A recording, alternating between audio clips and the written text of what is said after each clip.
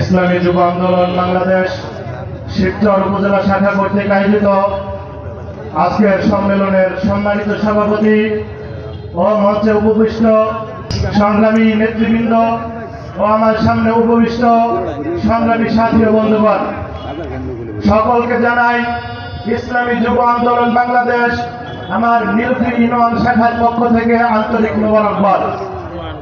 সংগ্রামী সাথী ও বন্ধুগণ, বাংলাদেশে নেতার পরিবর্তন হয়েছে, কিন্তু আজও নীতির পরিবর্তন হয় নাই। বাংলাদেশের নেত্রীর পরিবর্তন হয়েছে, কিন্তু আজও বাংলাদেশের মানুষের ভাগ্যের পরিবর্তন হয় নাই।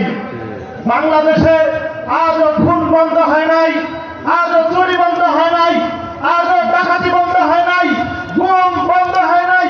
বাংলাদেশের মানুষ আজও শান্তি পায় নাই।